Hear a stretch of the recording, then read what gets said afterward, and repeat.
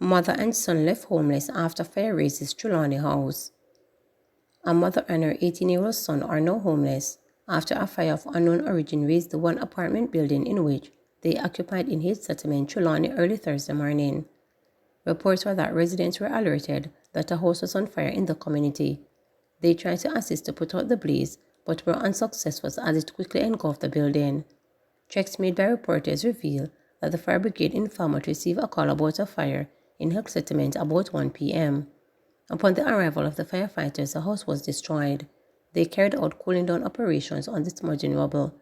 Damage was estimated at about $800,000.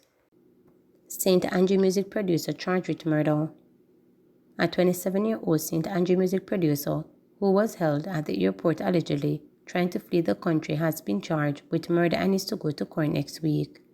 In addition to murder, Shaquille Hudson is also charged with illegal possession of a firearm and illegal possession of ammunition. He is scheduled to appear in the Kingston and St. Andrew Parish Court on Thursday, February 22nd. Hudson was arrested at the Norman Manley International Airport on Tuesday, February 6, when he tried to leave the island. The charges stem from the Wednesday, December 29, 2021 shooting death of 23-year-old Troy Beckford. The police reported that about 11:30 a.m., Beckford and Hudson were at a business establishment when an argument developed between them. A physical fight ensued and Hudson pulled a firearm and shot and killed Beckford before escaping in the air, according to the police. He was on the run for years until last week when he was apprehended trying to leave the country. PNP candidate campaign vehicle set ablaze in St. James.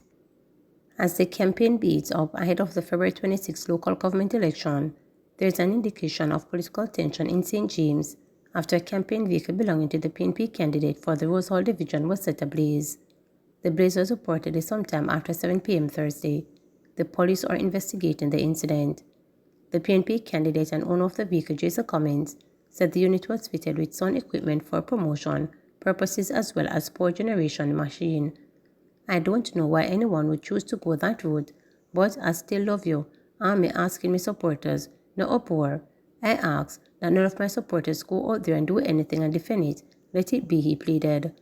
I don't want no reprisal because it's peace and love we deal with, and I'm going to be the counselor. Then I want to know that all things is well because I am determined to serve the people, and that I will do.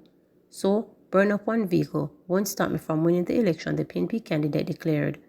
PNP Parish Manager for St. James, Victor Wright, said the incident has created some unease in the division. Our first inclination, we want to think that given that it's a marked vehicle, whoever the perpetrator was would know exactly what they are doing. Like the Prime Minister, we too are asking for a very peaceful election, and we're hoping that this incident would eventually turn out to be a non-political incident. But until investigations are held, we think the tension is high given that it happened at the candidate's home where his family resides and other members, Mr. Wright pointed out. He also urged supporters to remain calm and focus on a peaceful campaign. However, a man was shot and killed in Littleport, St. James on Thursday night. Reporters were informed that the man was accused of setting the caretaker's vehicle on fire. The identity of the man has not been released. Up to late Thursday night, the police were at the scene. 4 people shot and injured in Savannah Lamar, Westmoreland. 2 women are among 4 people who were shot and injured at a popular bar on Beckford Street in Savannah Lamar, Westmoreland, shortly after 10 p.m. on Wednesday. The woman and 2 men who reside in the parish capital are now hospitalized. The police say the victims were patrons at a party when a motorcycle with 2 men aboard approached and stopped. The men then brandished firearms and opened fire at the crowd. In fear for their lives, the patrons ran for cover. Wednesday night shooting incident is the second such in the last 3 weeks. In the first incident that took place on January 27, a woman was among 5 patrons at a party who were shot and injured on Barracks Road. The incident took place meters away from the scene of last month's shooting. The Westmoreland police are investigating both incidents. Golden wants Holness disqualified from future elections if statutory declaration remains uncertified. Opposition leader Mark Golden has suggested that Prime Minister Andrew Holness should not contest another election unless his statutory declaration is certified. Certain categories of public officials and workers, including the Prime Minister and opposition leader, are required to file their statutory declaration to the Integrity Commission every year and have it certified. Mark Golden noted that the IG reportedly still has issues relating to the Prime Minister's declaration. Speaking at a press briefing, Mr. Golden said until the Prime Minister's statutory declaration is certified, he should be disqualified from re-election. Not just 1 year, but more than 1 year of those statutory declarations remain uncertified. No satisfactory reason has been given by the Prime Minister for this. And quite frankly, in any self-respecting democratic system, that should disqualify him from putting himself forward for any renewal of office. We have heard nothing from him of any substance as to why his statutory declarations are not certified. And indeed, we're about to have to file again. We're in the filing period now for the 2023 year. And the cloud remains over the Prime Minister for prior years. Very unsatisfactory. Prime Minister Holness says his administration has done more than other governments to protect the poor.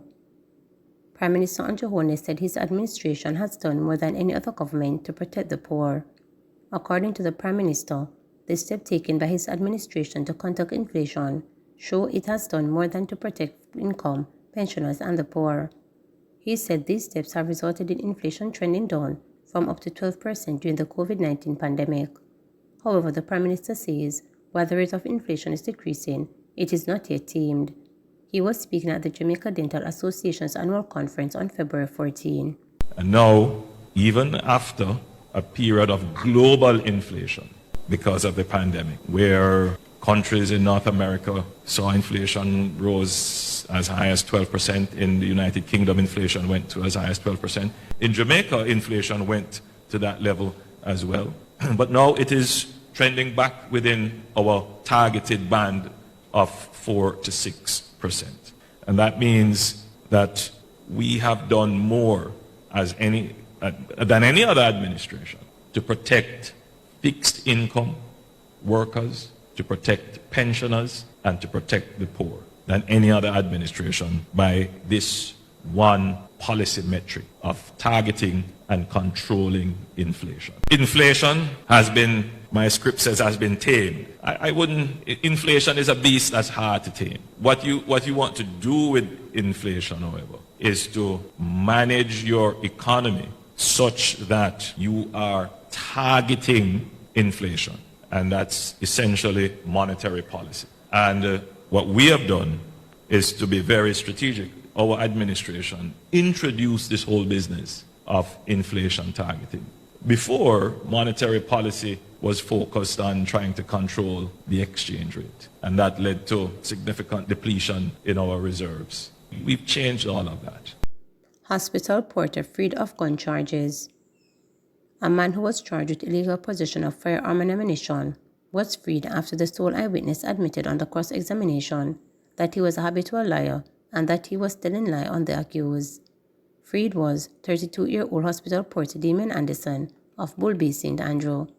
The witness was being cross-examined by attorney at law Ablaze on foot when he agreed that he was a habitual liar who lied for no reason.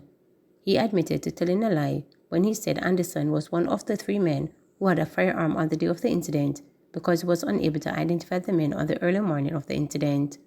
Following the admissions under cross-examination and submission by Foot, the evidence was unreliable and the prosecution offered no further evidence in the case. Justice Von Smith returned a formal verdict of not guilty, thereby freeing Anderson. The allegations were that on October 29, 2020, Anderson was one of 3 men who fired shots and burned down 2-story house in Bull Bay. The witness testified in the gun court that he was upstairs the house when he saw the 3 men firing shots into the yard. He said he could not recognize the men due to the fact that nothing was blocking his view. Under cross-examination by Foot, the witness said he knew that lying on the oath was a criminal offense. He admitted that his evidence in court was a lie based on his statement to the police. When the witness was shown a photograph from the scene of the crime, he agreed that it was 3 partially blocking them from the view and he was not sure who were the 3 men firing shots. He said he was traumatized by the incident which happened shortly after 5 a.m., which was before daylight. He said further that the men were dressed in black pullovers, hoodies, which partially blocking their faces. Foot submitted after cross-examination that the evidence was unreliable and riddled with lies, therefore Anderson should be freed. Malahoo Fort urges members of the security forces to exercise right to vote. Minister of Constitutional Affairs Marland Malahoo Fort is urging members of the security forces to exercise their right to vote in the local government elections on Monday, February 26. We are in the season where the democratic process is alive and well. The right to vote is a fundamentally guaranteed right. It didn't happen overnight. I do not care what choice you make because that's a matter for you, but I encourage you to go out and participate in the process, Malahoo Fort stated.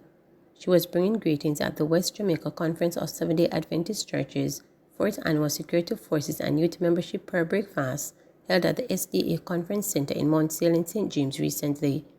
She told the members of the security forces to be mindful that some party supporters will display a lack of judgment over the election season. As you discharge your duties over the season, bear in your mind that some of our people are exuberant and some of them sometimes behave silly, as they say. But it is a season where they will get an opportunity to participate in the democratic process, and it only comes periodically. So just bear that in mind, stated the Minister of Constitutional Affairs. She thanked members of the security forces for their service to Jamaica and called on some of the youths to consider a career in the security forces. Boys and girls, I hope that some of you will consider serving as the older boys and girls are serving, and that together we can work to make our nation a better place to live in. It is a beautiful place. Sometimes we take it for granted, and sometimes we do not appreciate it. But it is a beautiful place. It is worth fighting for. Thank you so much for serving the nation, she stated. Please remember to subscribe, like, share, and click the notification bell for daily updates.